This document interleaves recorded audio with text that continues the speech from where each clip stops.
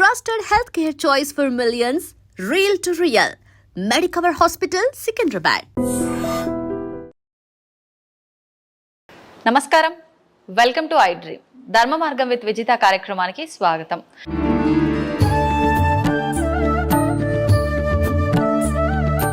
నమస్కారం అండి. నమస్తే అమ్మా. గురువు గారు, స్వామివారికి పచ్చకర్పూరంతో బొట్టు పెట్టడం అనేది చూస్తుంటాం నామం లాగా. అంటే అసలు నిజంగా ఈ బొట్టు పెట్టడం వెనకాల ఉద్దేశం ఏంటి? ప్రత్యేకించి పచ్చకర్పూరంతో బొట్టు అంటే నాకైతే వినటానికి కొంచెం కొత్తగానే ఉంది. నిజంగా స్వామివారికి ఈ బొట్టు పెట్టే విధానం అంతా కూడా ముందు నుంచే ఉందా, లేదంటే ఒక్కొక్కరు ఒక్కొక్క రకంగా అలంకరించుకుంటారు కదా స్వామివారిని, అందులో భాగంగా ఇది విధానం సాగుతుందా? దాని గురించి ఏం చెప్పొచ్చు అంటారు? అంటే రామానుజాచార్యులు వారు ప్రథమంగా అప్పటి నుంచి కూడా, అంటే ఏదైతే స్వామివారికి కేవలం ఈ నుదుట ఏదైతే ఉంటుందో ఈ భాగం దగ్గర, తర్వాత చుబుకం దగ్గర కూడా అప్పట్లో ఏమైంది అంటే కనుక ఈయనే చూడండి, ఈయన భక్తుడు ఈయనకి కావాల్సిన సేవ చేద్దామని వెళ్తూ ఉంటే ఈయన భక్తుడు ఇబ్బందుల్లో ఉన్నారని ఈయన చిన్నపిల్లాడి వేషంలో వెళ్ళి నేను సహాయం చేస్తాను అని చెప్పేసి అంటే కాదు అని చెప్పేసి ఆయన ఒక గుణపం విసరడంతో తగులుతుంది. అప్పుడు పచ్చకర్పూరం అప్పటి నుంచి కూడా ఆయనకు పెడితే చలవ చేస్తుంది అని. అదేవిధంగా స్వామివారి యొక్క ముఖానికి ఈ పచ్చకర్పూర నామం అలంకరణం చేయడం వల్ల ప్రపంచం అంతా సంతోషంగా ఉంటుంది. అంటే స్వామివారికి చలవ చేస్తుంది, అంటే ప్రపంచం అంతా కూడా మంగళకరం జరుగుతుంది అని చెప్పేసి ప్రతీక అనమాట. ఆ విధంగా స్వామివారికి ఒక్కొక్క ఆలయంలో ఒక్కొక్క విధంగా ఆచరణ అనేది జరుగుతూ ఉంటుంది. అలాగే మన ఆలయంలో పౌర్ణమికి కూడా స్వామివారికి నవకలశ స్థాపన తిరుమంజన మహోత్సవం అని చెప్పి స్వామివారికి అభిషేక కార్యక్రమం అవుతుంది. అయిన తర్వాత అప్పుడు ఈ ఆరాధన పూర్తవుతుంది. ఇదే భాగంలో మన అలంకరణ భాగంలో ఈ యొక్క పచ్చకర్పూర నామాన్ని అనేది మనం స్వామివారికి అలంకారప్రాయంగా పెడతాం అన్నమాట. అంటే మంచి పచ్చకర్పూరాన్ని తీసుకుని దాన్ని శుభ్రంగా, వాస్తవంగా పూర్వం అయితే ఇంకా ఒక పల్చటి వస్త్రంలో పెట్టి దాన్ని బాగా కొట్టేవారు. అంటే బాగా పొడి కింద తయారు చేసి ఆ తర్వాత దాంట్లో నీళ్ళు అవి కలిపి నెమ్మదిగా ఒక ముద్ద కింద చేసి గంగా జలాన్ని. అలా తయారవుతుందా అండి ముద్దలాగా? అయ్యో తయారవుతుంది ఖచ్చితంగా. మేము పెడుతూనే ఉంటాం కదా. ఒక్కొక్కసారి స్వామివారి ఏదో ఒక మాల అలంకారం చేస్తుండగానే, అంటే నా గుడి వరకు చెప్తున్నాను, మిగిలిన గురించి కాదు, పౌర్ణమికి పెడతా ఉంటాను కదా నేను. అప్పుడప్పుడు ఒక్కొక్కసారి టక్మని వదిలేస్తాను. ఏదో చిన్న ఇలా తగిలితే మాల దారం కానీ ఇది కానీ తగిలితే వదిలేస్తారు. అలాగా చెప్పలేం. అంటే కాబట్టి ఆయన ఏంటంటే ఖచ్చితంగా పెట్టించుకోవడం, ఈ యొక్క ముద్దలా చేసి ఆ గంగాజలాన్ని కలిపి నెమ్మదిగా స్వామివారికి అద్దుతూ ఆ యొక్క అలంకారం అనేది చేస్తాం. అదేంటంటే సమయం తీసుకుంటుంది, అంటే వెంటనే అవదు. 40 నిమిషాల నుంచి గంట దగ్గర పడుతుంది. అంటే ఓన్లీ ముద్దంతా తయారు చేసిన బొట్టు పెట్టడానిక మొత్తం ప్రాసెస్ అంతా కలిపి మొత్తం ఇంకా A to Z స్వామివారి నామం అంతా పూర్తిగా పెట్టడానికి గంట పట్టేస్తుంది. ముద్ద చేయడము, ఆ తర్వాత అంటే అందులో కొంచెం నీటి చుక్క కూడా ఉండకూడదు. కొంచెం చాలా ఎంత నీరు కావాలో అంత జాగ్రత్తగా వేసుకుని జాగ్రత్తగా పెట్టుకుని షేప్ చేసుకుని చేసుకోవాలి. అదేవిధంగా ఏదో పూర్వం కూడా నేను ఇప్పటికీ యూట్యూబ్లో ఉంటుంది, వెంకటేశ్వర స్వామి ఏడుస్తున్నారు అని చెప్పేసి. ఏంటంటే అలా పచ్చకర్పూరం నామం పెడితేనే ఆ యొక్క కర్పూరం అంతా మనం గట్టిగా నొక్కుతాం కదా, దానివల్ల ఎయిర్ టైట్ అయ్యి ఆ నీరు ఏదైతే కొంచెం నీరు బయటకు వచ్చేస్తుంది. ఆ నీరు వచ్చినప్పుడే స్వామివారు ఏడుస్తున్నారు అది అన్నారు. అదేం కాదు, పచ్చకర్పూర నామం అలంకారం చేసిన తర్వాత ఒక గంట నీరు కారుతుంది కొంచెం. ఆ నీరు కారిన తర్వాత అది అలాగా స్వామివారు గట్టిగా అలా ఉంచుకుంటారన్నమాట. అది ఎవరైనా సేవ చేయించుకుంటే, ఉదాహరణకి మీరున్నారనుకోండి, మా స్వామివారికి ఈ నెల పచ్చకర్పూరం సేవ నేను చేయించుకోవాలనుకుంటున్నానండి అన్నారనుకోండి, అది మీ గోత్రనామాల మీద మేము పెడతాం. ఇప్పుడు ఏదైనా సేవ చేస్తున్నాము అంటే నాకున్న ఏదో ఒక ఇబ్బంది తొలగడానికో, నేను ఏదైనా సంకల్పం చేసుకున్నది నెరవేరడానికో చేస్తాం కదండి.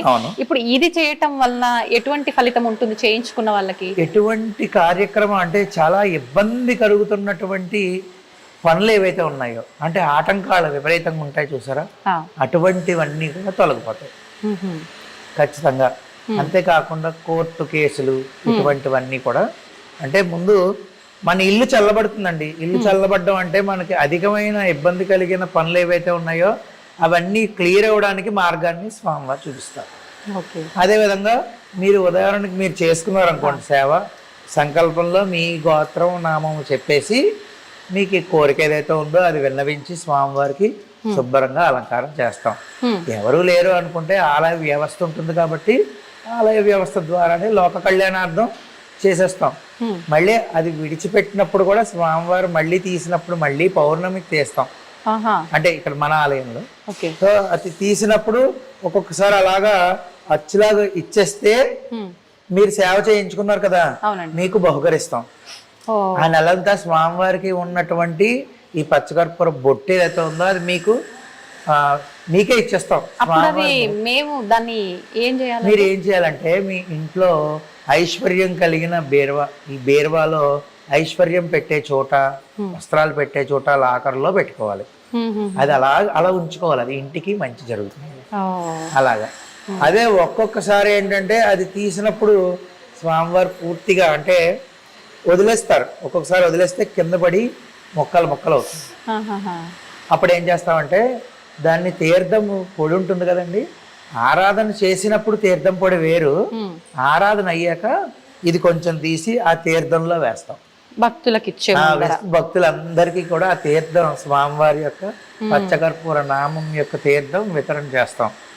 అలాగా ఈ పచ్చకర్పూరం అనేది ఏంటంటేనండి మీకు ఎంత మంగళకరమో రెండు పరిహారాలు చెప్తాను.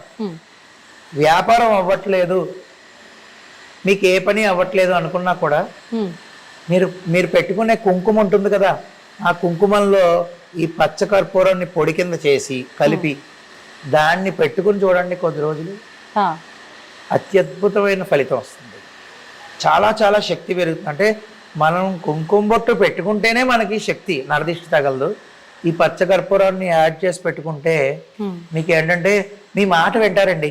ఒక మాటలో చెప్పాలంటే మీ పని అవుతుంది.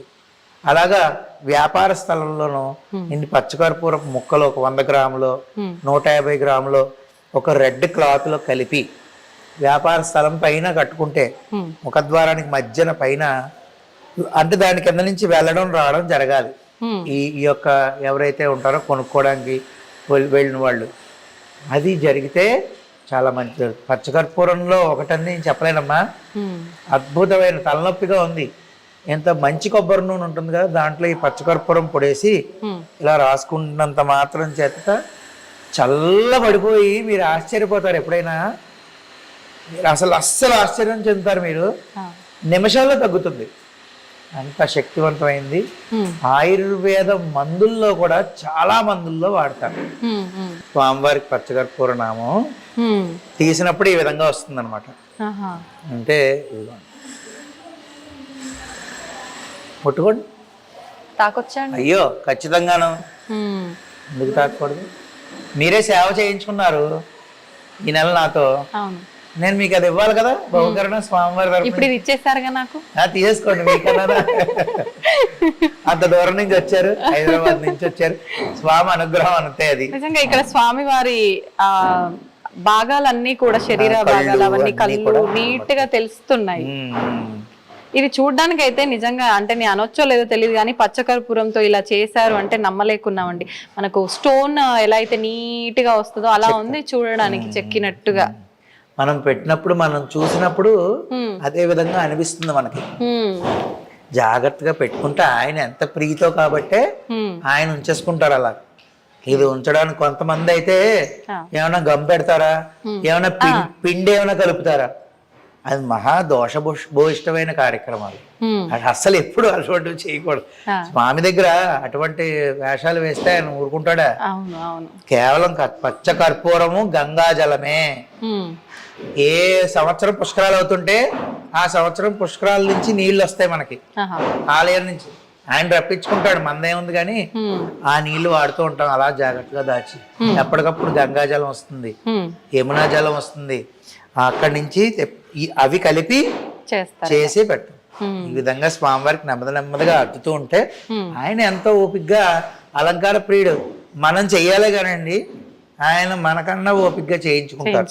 సేపు మళ్ళీ పక్కకొచ్చి వెనక్కొచ్చి ముందుగా భక్తులు చూసే దృక్కోణం నుంచి వచ్చి మళ్ళీ చూడాలి, 3-4 సార్లు చూడాలి, తెలుసా మీకు? మళ్ళీ వచ్చి చూసి ఇటు తేడా ఉంది అనుకుంటూ పెట్టాలి. అదంతా ఆయన నడిపించే ఆటే. ఇంత తేడా చేసినా ఏదో సేవ అయిపోతుంది, అది పెట్టేయాలి. నాకు జరిగిందండి.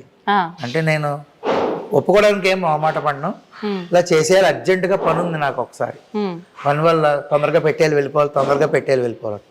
పెట్టేశాను, అద్భుతంగా పెట్టించుకున్నారు. ఉదయం పెట్టాను, మళ్ళీ సాయంత్రం నేను ఆలయం తీసేటప్పటికి కింద పడిపోయాను. మరి ఆయనకి కోపం వచ్చేసింది. అప్పుడు నాకు అర్థమైంది. అంటే ప్రతి ఒక్కటి కూడా ఎంత ఏజ్ పెరిగినా కొన్ని ఉదాహరణలు జీవితాంతం స్వామి కంటికి కలమన్నట్టు చూపిస్తారు. అప్పటి నుంచి ఇంకా పొరపాటు అయిపోయింది అని ప్రశాంతంగా స్వామి నేను 4 కబుర్లు చెప్పుకుంటూ పెట్టుకుంటాం. అలాగా ఎంతో జాగ్రత్తగా పెట్టుకుని నెమ్మదిగా షేప్ చేసుకోవాలి ఇలాగా పాదము ఇవన్నీ. ఆ విధంగా ఆయన అంత ఓపిగ్గా పెట్టించుకుంటాడు, మనం అంత ఓపిగ్గా పెట్టాలంతే. ఇప్పుడు ఈ బొట్టు పెట్టేటప్పుడు ఎప్పుడు చూసినా స్వామివారు కళ్ళు మూసుకొని ఉంటారా? మరి ఈ బొట్టు వల్ల మీరు కళ్ళు మూసేస్తారా స్వామివారి తెలియదు, కానీ విగ్రహం చూసినప్పుడల్లా స్వామివారి నా మూర్తిని అలా చూస్తే ఆయన కళ్ళు కనిపించవు మనకి. ఎందుకనండి? దాని వెనకాల కూడా అంటే నుదుటి దగ్గర నుంచి ఈ యొక్క కన్ను చివరి భాగం వరకు అన్నమాట. అవును, కన్ను చివరి భాగం వరకు పూర్తిగా పెట్టడం అనేది ఆనవాయితీ. అదే చలవ. లోక కళ్యాణం, లోకాలన్నీ ఆయనలో ఉంటాయి. ఆలోచన విధానాలు మనం ఇప్పుడు ఒక కార్యక్రమం చేస్తున్నాం, ఒక ప్రక్రియ జరుగుతున్నది అంటే ఆ శక్తి ఎక్కడి నుంచి వస్తున్నది అంటే మన మేధస్సు నుంచి మనం మాట్లాడగలుగుతాం. అదంతా ఇక్కడ ఉంటుంది, ఆ భాగం అంతా. అలాగా ఈ లోకం అంతా మంచి జరగాలి అంటే ఆయన నుదుటి భాగం నుంచి కంటి భాగం వరకు ప్రతి ఒక్కటి చల్లగా ఉండాలి అవయవం. అప్పుడు ఆటోమేటిక్గా లోకం. మీకు ఉదాహరణ, యశోదామాత నువ్వు మట్టి తిన్నావా అంటే నేను తినలేదు కావాలంటే చూడు అని చెప్పేసి ఆయన నోరు ఇలా ఎత్తగానే లోకాలు ఎలా చూసింది? భూమండలాన్నే చూసేసింది ఆవిడ. అలాగే ఎలా చూసిందంటే అరే మొత్తం అంతా స్వామే నిబిడీకృతం అయిపోయి ఉన్నది ఎవరు? శ్రీకృష్ణుడే. అలాంటప్పుడు ఆయన శిరస్సుకి ఇంత చల్లదనాన్ని కలిగించే ఇంత అద్భుతమైన సుగంధభరితమైన ద్రవ్యాన్ని ఆయన పెట్టామంటే దాని అర్థం ఏంటంటే ఈ రోజుకి మనం ఇలా కూర్చుని 4 దేవుడి గురించి ఇలా మాట్లాడుకుంటున్నాం అంటే ఇటువంటి సేవలు అందరూ చేయడం వల్లే, అన్ని గోళ్లల్లో చేయడం వల్ల మన కంటికి కనబడకుండా ఇటువంటి సేవలు ఎన్నెన్నో జరుగుతున్నాయి కాబట్టే ఇంకా మనం ఇలా ఉన్నాం. లేకపోతే ఈ కలియుగంలో ఇంకా ఎన్ని ఘోరాలు ముందే చూడాల్సి వచ్చేది, ఇప్పటికే చూస్తున్నాం. వాస్తవం అండి. చాలా సంతోషంగా ఉందండి నాకైతే. నిజంగా ఒక కొత్త విషయాన్ని నేను ఈ రోజు తెలుసుకోవడం జరిగింది. నిజంగా తెలియజేసినందుకు. ఏముందమ్మా, ఇప్పుడు నేను ఇందాక అన్నట్టు మీరు సేవ చేసుకున్నారనుకోండి, మీరు పచ్చకర్పూరం తెచ్చిచ్చారు లేదా పచ్చకర్పూరం కొనేసి సేవ చేయండి అని డబ్బులు ఇచ్చారు, ఎలాగైనా సరే మీ పేరు మీద జరిగింది. మీకు నేను బహుకరణ చేస్తున్నాను ఖచ్చితంగా. ఇప్పుడు మీ పేరు మీద జరగకపోయినా మీరు అంత దూరం నుంచి స్వామివారి దర్శనం కోసం మీరందరూ వచ్చారు కాబట్టి నేనైతే మీకు వైభవ వెంకటేశ్వర పరిపూర్ణ అనుగ్రహ ప్రసాద సిద్ధిరస్తు మీకు బహుకరణ చేస్తున్నాను. సందర్భం వచ్చింది, అయిపోయింది. మనోవాంఛా ఫల సిద్ధిరస్తమ్మా. జాగ్రత్తగా అది విరగకుండా మళ్ళీ అమ్మో విరిగిపోయిందని భయపడకండి, ఏదైనా స్వామిదే అంతే కదా. ఏమండి, స్వామివారి యొక్క శేషమాలు ఇచ్చాను, ఉదాహరణకి శేషమాలు ఇచ్చాను. ఆ శేషమాలు ఇస్తే చాలా బాగుంది. ఆ తర్వాత ఇంకొకరికి ఇంకొక శేషమాలు ఇచ్చాను, అది కొంచెం వడిలింది. అప్పుడు ఆయన ఏమన్నాడు తెలుసా? అంటే ఆయన భక్తి ఎటువంటిది రా. భక్తుల్లో తప్పొప్పులు 2 ఉంటాయి కదా. ఆయన ఏమన్నాడంటే అయ్యో కొంచెం పాడైపోయిందండి అని నేనే అన్నాను. అంటే ఆయన అన్నాడు, ఏమండి బంగారం నెక్లెస్లా చేసినా బంగారమే, బంగారం దాన్ని ఒక బిస్కెట్ లాగా ఉంచినా బంగారమే అంతే. ఇది వడిలిపోయినా స్వామివారి మాలే, ఆయనకి మీరు మంచి చేసినా అది స్వామివారి మాలే. ఈ వడిలిపోయిందే నా దగ్గరికి వచ్చింది, అంతకన్నా సంతోషం నాకేముందండి అన్నాడు. నిజమే కదా, మరి అంత గొప్ప మనసు ఉండాలి అలా ఆలోచించే. అది నేను ఆ భక్తుడిని చూసి తెగ ముడిచిపోయాను. అలాగా అది విరిగిపోయినా ఏం దోషం లేదు, శుభ్రంగా ఇంట్లో అసలు పెట్టుకోండి. భయపడినట్టు. దా చెప్పండి. అంటే చెప్పలేం, ప్రయాణం చేస్తున్నప్పుడు ఆ, ఏదేమైనా అవ్వచ్చు. ఏం మీరు అన్నది పర్లేదు. వాస్తవము. నేను మీకు దానికి సేఫ్టీగా ఉండే బాధ్యతగా ఇస్తానండి. అలాగే. వస్త్రంలో పెట్టిస్తాను, వస్త్రంలో పెట్టి జాగ్రత్త పెట్టుకున్నారు కానీ. థ్యాంక్ యూ అండి. బొట్టు పెట్టడం అనేది చూస్తుంటాం నామం లాగా. అవునమ్మా. అయితే అసలు నిజంగా ఈ బొట్టు పెట్టడం వెనకాల ఉద్దేశం ఏంటి? ప్రత్యేకించి పచ్చకర్పూరంతో బొట్టు అంటే నాకైతే వినటానికి కొంచెం కొత్తగానే ఉంది. నిజంగా స్వామివారికి ఈ బొట్టు పెట్టే విధానం అంతా కూడా ముందు నుంచే ఉందా, లేదంటే ఒక్కొక్కరు ఒక్కొక్క రకంగా అలంకరించుకుంటారు కదా స్వామివారిని, అందులో భాగంగా ఇది విధానం సాగుతుందా? దాని గురించి ఏం చెప్పొచ్చు అంటారు? అంటే రామానుజాచార్యులు వారు ప్రథమంగా అప్పటి నుంచి కూడా అంటే ఏదైతే స్వామివారికి కేవలం ఈ నుదుట ఏదైతే ఉంటుందో ఈ భాగం దగ్గర, తర్వాత చుబుకం దగ్గర కూడా అప్పట్లో ఏమైంది అంటే కనుక ఈయనే చూడండి, ఈయన భక్తుడు ఈయనకి కావాల్సిన సేవ చేద్దామని వెళ్తూ ఉంటే ఈయన భక్తుడు ఇబ్బందుల్లో ఉన్నారని ఈయన చిన్నపిల్లాడి వేషంలో వెళ్ళి నేను సహాయం చేస్తాను అని చెప్పేసి అంటే కాదు అని చెప్పేసి ఆయన ఒక గుణపం విసరడంతో తగులుతుంది. అప్పుడు పచ్చ కర్పూరం అప్పటి నుంచి కూడా ఆయనకు పెడితే చలవ చేస్తుంది అని. అదే విధంగా స్వామివారి యొక్క ముఖానికి ఈ పచ్చకర్పూర నామం అలంకరణం చేయడం వల్ల ప్రపంచం అంతా సంతోషంగా ఉంటుంది. అంటే స్వామివారికి చలవ చేస్తుంది, అంటే ప్రపంచం అంతా కూడా మంగళకరం జరుగుతుంది అని చెప్పేసి ప్రతీక అన్నమాట. ఆ విధంగా స్వామివారికి ఒక్కొక్క ఆలయంలో ఒక్కొక్క విధంగా ఆచరణ అనేది జరుగుతూ ఉంటుంది. అలాగే మన ఆలయంలో పౌర్ణమికి కూడా స్వామివారికి నవకలశ స్థాపన తిరుమంజన మహోత్సవం అని చెప్పి స్వామివారికి అభిషేక కార్యక్రమం అవుతుంది.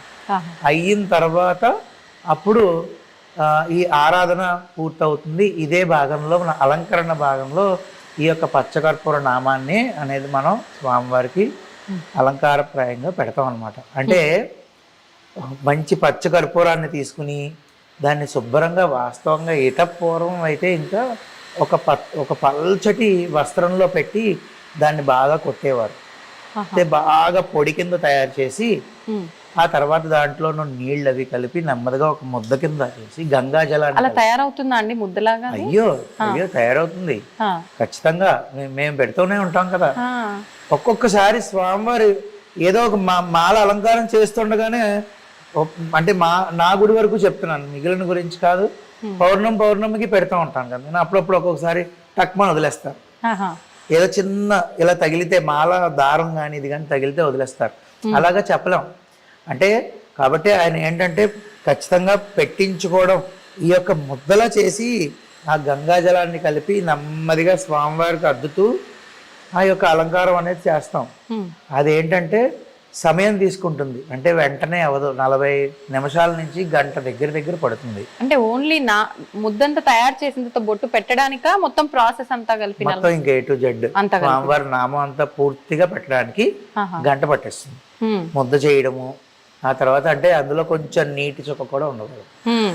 కొంచెం చాలా ఎంత నీరు కావాలో అంత జాగ్రత్తగా వేసుకుని జాగ్రత్తగా పెట్టుకుని షేప్ చేసుకుని చేసుకోవాలి. అదేవిధంగా ఏదో పూర్వం కూడా నేను ఇప్పటికీ యూట్యూబ్లో ఉంటుంది వెంకటేశ్వర స్వామి ఏడుస్తున్నారు అని చెప్పేసి. ఏంటంటే అలా పచ్చకర్పూరం నామం పెడితేనే ఆ యొక్క కర్పూరం అంతా మనం గట్టిగా నొక్కుతాం కదా, దానివల్ల ఎయిర్ టైట్ అయ్యి ఆ నీరు ఏదైతే కొంచెం నీరు బయటకు వచ్చేస్తుంది. ఆ నీరు వచ్చినప్పుడే స్వామివారు ఏడుస్తున్నారు అది ఇది అన్నారు. అదేం కాదు. పచ్చకర్పూర నామం అలంకారం చేసిన తర్వాత ఒక గంట నీరు కారుతుంది కొంచెం. ఆ నీరు కారిన తర్వాత అది అలాగా స్వామివారు గట్టిగా అలా ఉంచుకుంటారన్నమాట. అది ఎవరైనా సేవ చేయించుకుంటే, ఉదాహరణకి మీరున్నారనుకోండి, మా స్వామివారికి ఈ నెల పచ్చకర్పూరం సేవ నేను చేయించుకోవాలనుకుంటున్నానండి అన్నారనుకోండి, అది మీ గోత్రనామాల మీద మేము పెడతాం. ఇప్పుడు ఏదైనా సేవ చేస్తున్నాము అంటే నాకున్న ఏదో ఒక ఇబ్బంది తొలగడానికో, నేను ఏదైనా సంకల్పం చేసుకున్నది నెరవేరడానికో చేస్తాం కదండి. ఇప్పుడు ఇది చేయటం వల్ల ఎటువంటి ఫలితం ఉంటుంది చేయించుకున్న వాళ్ళకి? ఎటువంటి కార్యక్రమం అంటే చాలా ఇబ్బంది కలుగుతున్నటువంటి పనులు ఏవైతే ఉన్నాయో, అంటే ఆటంకాలు విపరీతంగా ఉంటాయి చూసారా, అటువంటివన్నీ కూడా తొలగిపోతాయి ఖచ్చితంగా. అంతేకాకుండా కోర్టు కేసులు ఇటువంటివన్నీ కూడా, అంటే ముందు మన ఇల్లు చల్లబడుతుందండి. ఇల్లు చల్లబడడం అంటే మనకి అధికమైన ఇబ్బంది కలిగిన పనులు ఏవైతే ఉన్నాయో అవన్నీ క్లియర్ అవ్వడానికి మార్గాన్ని స్వామివారు చూపిస్తారు. అదేవిధంగా మీరు ఉదాహరణకి మీరు చేసుకున్నారు అనుకోండి సేవ, సంకల్పంలో మీ గోత్రం నామం చెప్పేసి మీకు ఈ కోరిక ఏదైతే ఉందో అది విన్నవించి స్వామివారికి శుభ్రంగా అలంకారం చేస్తాం. ఎవరు లేరు అనుకుంటే ఆలయ వ్యవస్థ ఉంటుంది కాబట్టి ఆలయ వ్యవస్థ ద్వారానే లోక కళ్యాణార్థం చేసేస్తాం. మళ్ళీ అది విడిచిపెట్టినప్పుడు కూడా స్వామివారు మళ్ళీ తీసినప్పుడు మళ్ళీ పౌర్ణమికి తీస్తాం. అంటే ఇక్కడ మన ఆలయంలో సో అది తీసినప్పుడు ఒక్కొక్కసారి అలాగా అచ్చులాగా ఇచ్చేస్తే మీరు సేవ చేయించుకున్నారు కదా మీకు బహుకరిస్తాం. ఆ నెలంతా స్వామివారికి ఉన్నటువంటి ఈ పచ్చకర్పూర బొట్టు ఏదైతే ఉందో అది మీకు మీకే ఇచ్చేస్తాం. మేము దాన్ని మీరు ఏం చేయాలంటే మీ ఇంట్లో ఐశ్వర్యం కలిగిన బీరువా, ఈ బీరువాలో ఐశ్వర్యం పెట్టే చోట, వస్త్రాలు పెట్టే చోట లాకర్లో పెట్టుకోవాలి.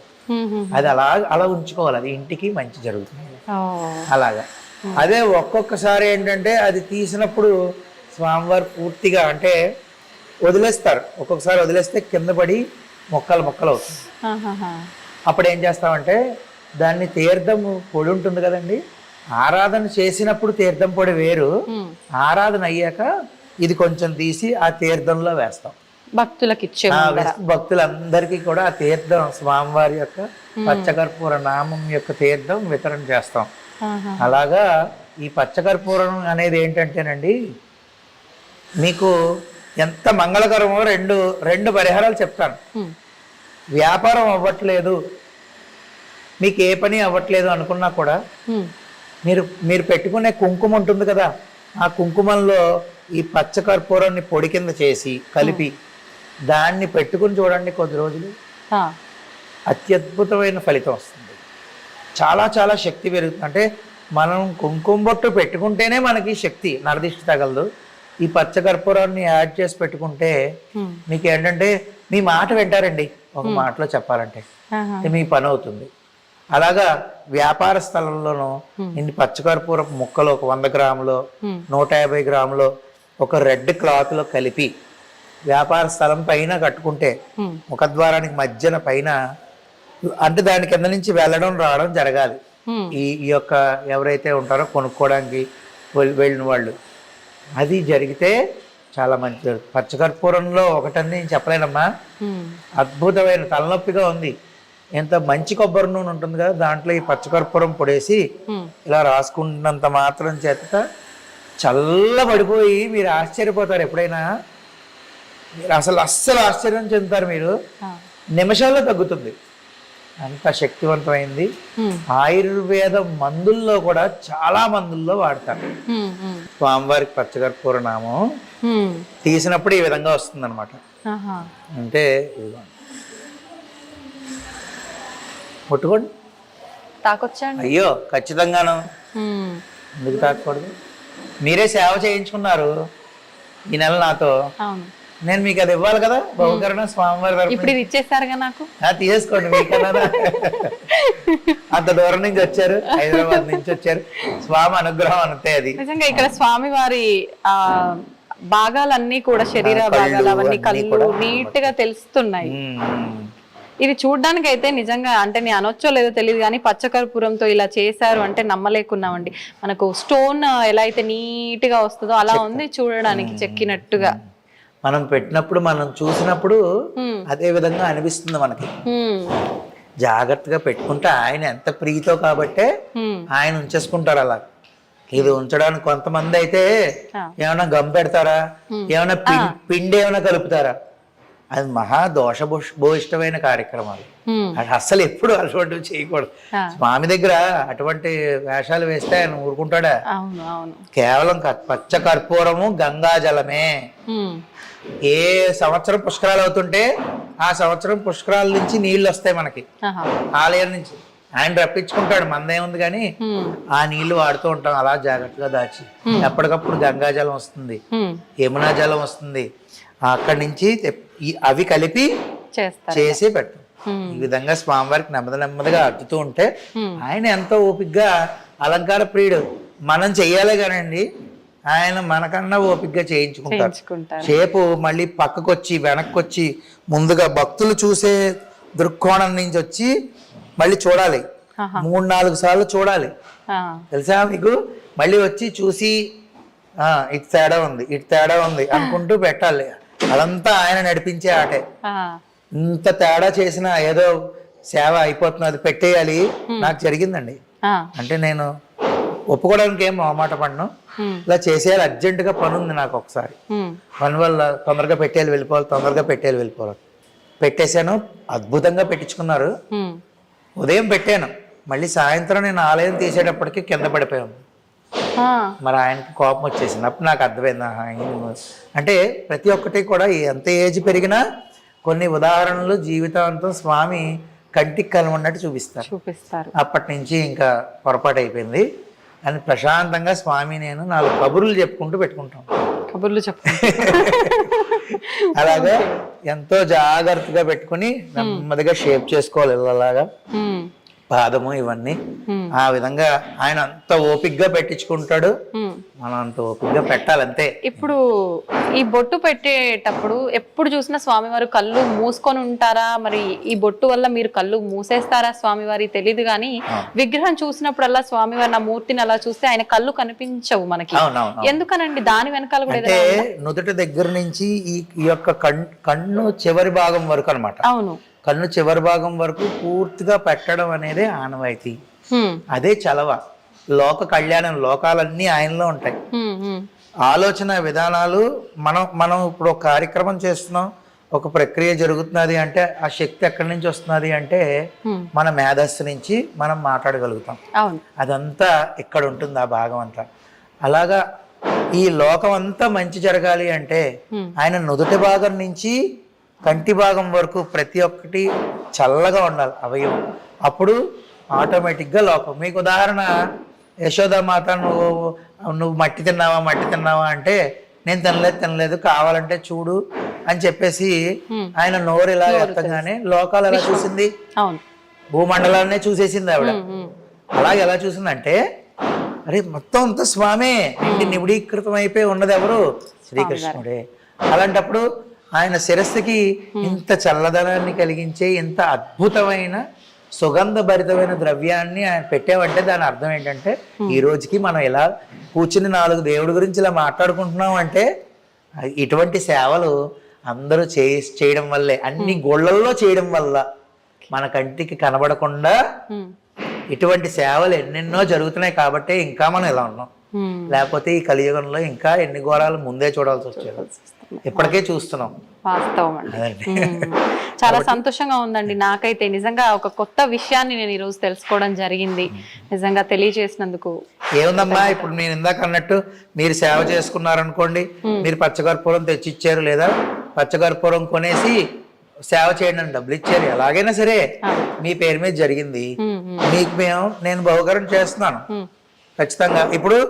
ఇప్పుడు మీ పేరు మీద జరగకపోయినా మీరు అంత దూరం నుంచి స్వామివారి దర్శనం కోసం మీరందరూ వచ్చారు కాబట్టి నేనైతే మీకు వైభవ వెంకటేశ్వర పరిపూర్ణ అనుగ్రహ ప్రసాద సిద్ధిరస్తు మీకు బహుకరణ చేస్తున్నాను. సందర్భం వచ్చింది, అయిపోయింది. మనోవాంఛా ఫల సిద్ధిరస్తమ్మా. జాగ్రత్తగా అది విరగకుండా మళ్ళీ అమ్మో విరిగిపోయిందని భయపడకండి, ఏదైనా స్వామిదే అంతే కదా. ఏమండి, స్వామివారి యొక్క శేషమాలు ఇచ్చాను, ఉదాహరణకి శేషమాలు ఇచ్చాను. ఆ శేషమాలు ఇస్తే చాలా బాగుంది. ఆ తర్వాత ఇంకొకరికి ఇంకొక శేషమాలు ఇచ్చాను, అది కొంచెం వడిలింది. అప్పుడు ఆయన ఏమన్నాడు తెలుసా? అంటే ఆయన భక్తి ఎటువంటిది రా. భక్తుల్లో తప్పొప్పులు 2 ఉంటాయి కదా. ఆయన ఏమన్నాడంటే అయ్యో కొంచెం పాడైపోయిందండి అని నేనే అన్నాను. అంటే ఆయన అన్నాడు, ఏమండి బంగారం నెక్లెస్లా చేసినా బంగారమే, బంగారం దాన్ని ఒక బిస్కెట్ లాగా ఉంచినా బంగారమే అంతే. ఇది వడిలిపోయినా స్వామివారి మాలే, ఆయనకి మీరు మంచి చేసినా అది స్వామివారి మాలే. ఈ వడిలిపోయిందే నా దగ్గరికి వచ్చింది, అంతకన్నా సంతోషం నాకేముందండి అన్నాడు. నిజమే కదా మరి. అంత గొప్ప మనసు ఉండాలి అలా ఆలోచించే. అది నేను ఆ భక్తుడిని చూసి తెగ ముడిచిపోయాను. అలాగా అది విరిగిపోయినా ఏం దోషం లేదు, శుభ్రంగా ఇంట్లో అంటే చెప్పలేం, ప్రయాణం చేస్తున్నప్పుడు ఏదేమైనా అవ్వచ్చు. మీరు అన్నది వాస్తవము. నేను మీకు దానికి సేఫ్టీగా ఉండే బాధ్యతగా ఇస్తానండి. వస్త్రంలో పెట్టిస్తాను, వస్త్రంలో పెట్టి జాగ్రత్త పెట్టుకున్నారుగా. ముందుగా శివుడి టాపిక్ నేను మీతో మాట్లాడాలని అనుకుంటున్నాను. శివుడు అనగానే మనకి ఇప్పుడు దగ్గరలోనే మహాశివరాత్రి రాబోతోంది, ఫిబ్రవరి 26న అనుకుంటాను కదండి. అంటే శివుడు బోలా శంకరుడు అంటారు. ఆయనకి పెద్ద హడావిడులు ఆర్భాటాలు మనమేమి చేయాల్సిన అవసరం లేదు. ఒక చెంబడి నీళ్లు తీసుకొచ్చి ఆయన పైన పోసినా కూడా ఆయన భక్తుల్ని అనుగ్రహిస్తాడని చెప్తూ ఉంటారు. ప్రత్యేకించి మనకు మహాశివరాత్రి అనగానే రకరకాల విశేషమైన పూజలు జరుగుతుంటాయి. అలాంటి పూజలు చేయలేని వారు మామూలుగా నీళ్లు పోసి ఆయన్ని ఆరాధించే వాళ్ళు ఉంటారు. ముఖ్యంగా శివరాత్రి అనగానే జాగారాలు, ఉపవాసాలు, రకరకాల విశేషమైన ఉన్నాయి. అసలు నిజంగా ఆ రోజంతా కూడా ఎటువంటి విధి విధానాలు ఆచరించాలంటారండి? అంటే శివరాత్రి అనగానే ప్రథమంగా మనం అందరికీ తెలిసిన విషయమే శివుడు యొక్క అంటే శివలింగం ఆవిర్భవం అయిన రోజు అనమాట. ఆ రోజు రాత్రి శివుడి యొక్క ఏదైతే శివలింగం ఉందో అది ఆవిర్భావం చెందింది అని చెప్పి అది అని చెప్పేసి చెప్తారు. పురాణాల్లో కూడా అదే ఉంది. అదేవిధంగా మీకు ఒక్క మాటలో చెప్పాలంటే దర్శనాత్ అభ్ర సదసీత్ అంటే చిదంబరం అనే ఒక ఊరుంది. అక్కడ నటరాజస్వామి వారు ఆకాశలింగంగా చెప్తారు. పంచభూతలింగాల్లో చిదంబరం ఆకాశలింగంగా చెప్తారు. అక్కడికి వెళ్ళి ఏ విధంగా దర్శనం చేసుకోవాలో ఆ విధంగా దర్శనం చేసుకుంటే మోక్షం చెందుతాము అని చెప్పేసి పరమేశ్వరుడే చెప్పాడు. అప్పుడు అది చాలా కష్టం. ఎందుకు అంటే చిదంబరం వెళ్ళి మనం దర్శనం చేసుకోవడానికి వెళ్ళినప్పుడు ఇలాగ దర్శనం తీస్తున్నాము అని చెప్పేసి కట్టెని తీస్తారు. ఇలా లోపల చూస్తే ఒక గోడ మీద ఈ యొక్క మారేడు దళాలు మాల వేసి ఉంటుంది. దాని అర్థం ఏమిటంటే పంచభూత లింగాల్లో ఆకాశలింగం అయినటువంటిది చిదంబరం యొక్క ఆకాశలింగం ప్రతిమ. అంటే ఆకాశం అంతా నిండి నిబిడీకృతం అయిపోయి ఉన్న పరమేశ్వరుడు ఎవరైతే ఉన్నారో ఆయన్ని అలానే ఒక గదిలో కూడా బంధించలేము కదా. కానీ ఒక ప్రతీకగా చిదంబర ఆకాశలింగంగా ఉంటుంది. అంటే చాలా చిదంబర రహస్యం అంటూ ఉంటారు చూసారు. అలాగా ఈ చిదంబర లింగం ఆకాశలింగం ఏ విధంగా దర్శనం చేసుకోవాలో ఆ విధంగా దర్శనం చేసుకుంటే మోక్షము అన్నారు. అది కాకుండా తర్వాత ఇంకా అది చాలా కష్టం కదా పరమేశ్వర అంటే జగన్నాథ్ కమలాలయే అంటే అక్కడ మన తమిళనాడులోను తిరువల్లూరు అని ఒక ఊరుంది, అక్కడ పుడితే మోక్షం అన్నారు. అది ఎప్పుడు పుడతామో మనకి తెలియదు, మన చేతుల్లో లేనిది, అది కూడా ఆయన చేతుల్లోనే ఉంటుంది. మరి ఎలా స్వామి అంటే సరే కాశ్యాంతు మరణం ముక్తి అన్నారు. అంటే కాశీలో మరణిస్తే ముక్తి. సరే నేను కాశీ బయలుదేరి వెళ్తూనే ఉన్నాను, ఈ లోపల ట్రైన్లోనే ఏమైనా జరిగితే చెప్పలేం కదా, మన చేతిలో ఉండదు. కాబట్టి మరి ఇంకా పరమేశ్వరుడు ఇంకేంటి, ఇంకా చాలా ఉచితమైన మార్గం అంటే చాలా సులభమైన మార్గం చెప్పమంటే స్మరణాత్ అరుణాచల అన్నాడు. అంటే అరుణాచల అని ఒక్కసారి స్మరిస్తే నువ్వు ఎక్కడైనా ఉండు భూమండలం మీద నీకు మోక్షాన్ని ఇస్తానరా అన్నాడు. అంటే ఈ విషయం నేను ఎందుకు ఇక్కడికి తీసుకొచ్చాను అంటే కనుక అరుణాచలం లింగం అనేదే అసలు ఆవిర్భావ లింగం అని చెప్పేసి పురాణాలు చెప్తాయి.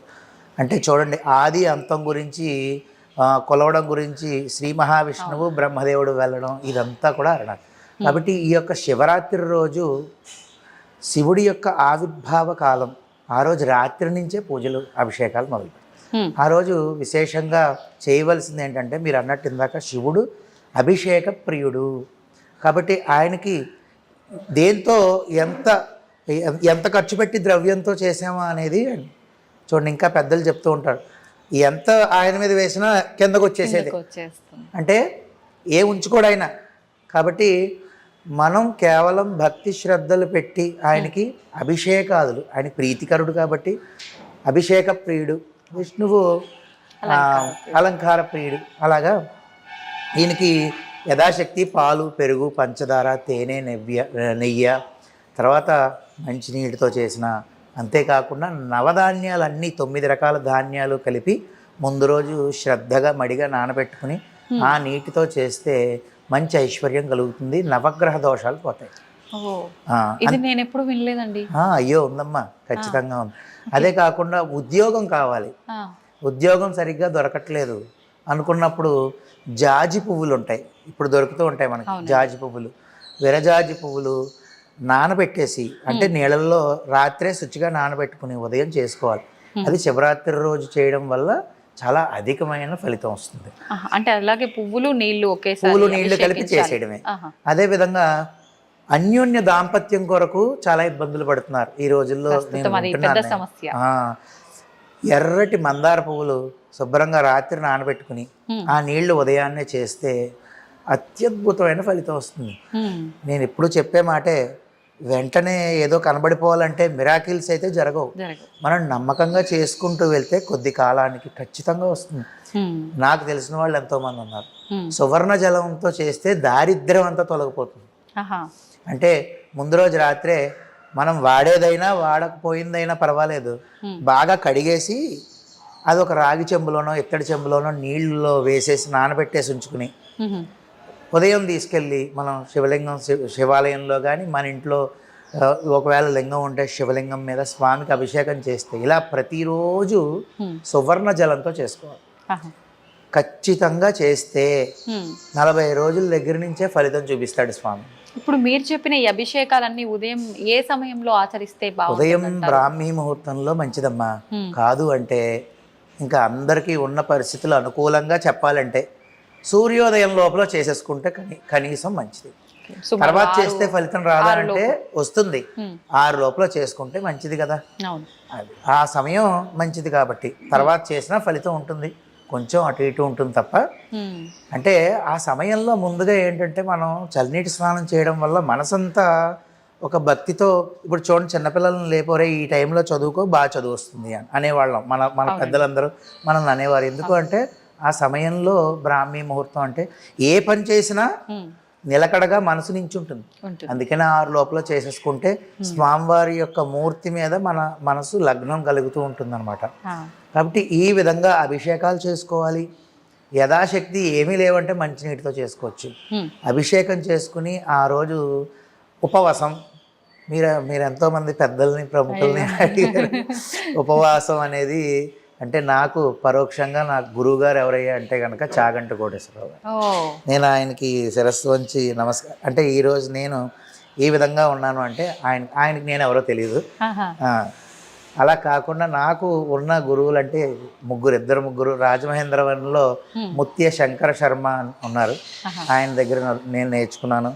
అంతేకాకుండా ఇక్కడ విశాఖపట్నంలో నా చిన్నప్పటి నుంచి స్నేహితుడే మొలుగు రామకిషోర్ ఆచార్యులు, నా పేరే తంది కూడా, వాడి ఆధ్వర్యంలో చాలా మట్టుకు నేర్చుకున్నాను. అంతేకాకుండా నాకు అన్నయ్య వరుస అవుతారు, పేసపాటి రాఘవన్ అని చెప్పి రఘు అన్నయ్య అంటాం. వీరందరి ద్వారానే నేను వీరు చెప్పిన దాంతోపాటు ఇంకో ఏదో చేయాలని నేను పురాణాలు చూడడము చేయడము అంటే నేర్చుకోవడం అనేది చేస్తూ ఉంటాను. ఈ విధంగా ఈ అభిషేకంతో పాటు మనం ఖచ్చితంగా ఉపవాసము అంటే ఉపవసించుట మీరు వినే ఉంటారు కదా. అంటే ఆరోగ్యం బాగాలేదు అని ఉపవాసం చేస్తే అది మళ్ళీ దోషం కింద పడిపోతుంది. ఆరోగ్యం బాగలేదు కానీ నేను ఉపవాసం చేయాలనుకుంటున్నా, నాకు భక్తి ఉంది, అప్పుడు ప్రాబ్లం ఏమవుతుందంటే శరీరాన్ని శుష్కింపచేసిన దోషం పడిపోతుంది, లోపల ఉన్న ఆత్మరాముడికి అందించలేదు అని. అంతా బాగుండి ఉపవాసం చేసే శక్తి నీకు పరమేశ్వరుడు ఇచ్చినప్పుడు మనం చేయొచ్చు. కానీ అలా లేనప్పుడు ట్యాబ్లెట్లు వేసుకోవాలి, బీపీయో షుగరో. అలాంటప్పుడు సంతోషంగా శరీరం కన్ను ఏదైతే ఉందో మనం బాగా తినేస్తే నిద్రలోకి వెళ్తుంది. అంత కాకుండా శరీరాన్ని నిలబెట్టుకోవడానికి కొంచెం కొంచెంగా స్వీకరించి స్వామివారి నామాన్నే జపిస్తూ ఉంటే అదే ఉపవాసం. అంటే వసించుట అంటే దగ్గరికి వెళ్ళి గర్భగుడిలో ఉండమనో లేదంటే గుళ్ళో ఉండమనో కాదు, ఎక్కడున్నా ఆయన నామాన్ని మనం గనక తలుచుకుంటూ ఉంటే ఆయన ఇక్కడే ఉంటాడు. అదే అసలైన ఉపవాసం. అంటే ఉపవాసం చేసుకోవడం జాగరణ అంటే గనక నిద్రపోకుండా శుభ్రంగా మొబైల్లోనో, ఇప్పుడంతా సోషల్ మీడియా కాబట్టి అంటే ఆ వీడియోలో సినిమాలో చూసుకున్న వాళ్ళని ఎంతమంది చూశాను. అలా కాకుండా మీకు అవకాశం జన్మానికి ఒక శివరాత్రి అంటారు, విన్నారు కదా. చాలా పెద్ద మాటలు అంటూ ఉంటారు, జన్మానికి ఒక శివరాత్రి. అంటే ఒక్క శివరాత్రి అయినా శివరాత్రిలో చేయరా అని సంతోషంగా ఆ రోజు రాత్రి అంతా కూడా స్వామివారి యొక్క నామం కీర్తనలు నీకు ఇప్పటి వరకు ఏమున్నాయో నీకు తెలిసినా తెలియపోయినా అన్ని సంతోషంగా కూర్చుని ఆయన యొక్క లీలలు తలుచుకుంటూ, ఆయన కథలు తలుచుకుంటూ చెప్పుకుంటూ సంతోషంగా భక్తి పారవస్యంతో జాగరణ చేయడం. ఇది అసలైన వాస్తవంగా చెప్పాలంటే అంటే ఎంతోమంది పెద్దలు చెప్పింది సంతోషంగా ఈ విధంగా ఆచరిస్తే జన్మానికి ఒక శివరాత్రిలాగా అందరూ బాగుంటారు. అంటే లోక కళ్యాణం జరగాలి మనకి అంతే. ఈ యొక్క శివరాత్రి రోజు ప్రతి ఒక్కళ్ళు ఈ విధంగా అభిషేకాదులు అంటే ఏదైతే నేను ద్రవ్యాలు చెప్పానో కొన్ని ద్రవ్యాలు అవో లేకపోతే మిగిలిన ద్రవ్యాలతోనైనా ఈ పంచామృతాలతో అన్నీ కలిపి చేసుకోవచ్చు. ఈ ద్రవ్యాలతో అభిషేకము అర్చన యథాశక్తి అష్టోత్తర నామాలు 108 నామాలతో అర్చన చేసుకోవచ్చు. అదేవిధంగా ఉపవాసము ఇప్పుడు ఈ జాగరణ విషయానికి వస్తే చాలా మంది 12 దాటిందంటే ఇంకా అయిపోయింది, రోజు మారిపోయింది అని చెప్పి అప్పటి వరకు మేలుకుతో ఉండి అప్పుడు పడుకునే వాళ్ళు చాలా మంది ఉంటారు. అది కరెక్ట్ పద్ధతి అంటారా? కరెక్ట్ కాదమ్మా, అది మన ధర్మం కాదు. వాస్తవంగా సూర్యోదయం అయ్యే వరకు కూడా ముందు రోజే నేను కూడా 2-3 చూశాను. శనివారం ఉపవాసం ఉంటాడు ఆయన, 12 దాటాక తింటాడు. అలాగా నేను కూడా 2-3 చూశాను. అది పనిచేయదు. సూర్యోదయం వరకు కూడా మనకి ఖచ్చితంగా ముందు రోజు లెక్కే. సూర్యోదయం అయిపోయిన తర్వాత మరుసటి తిథిలోకి మనం ఏకాదశి ఉపవాసం చేసామంటే ద్వాదశి రావాలంటే ఏకాదశి రోజు అర్ధరాత్రి 12 దాటితే ద్వాదశి అంటే మరుసటి రోజు సూర్యోదయం అవ్వాలి. మరి అదే ఏకాదశి ఉపవాసం చేసామంటే ద్వాదశి రోజు వెంటనే సూర్యోదయం అవుతుండగానే పారణ చేసేయాలి, భోజనం చేసేయాలి. ఉపవాసం చేస్తే అలా చేయమన్నారు. వెంటనే ద్వాదశి వస్తుందనగానే చేసేయాలి.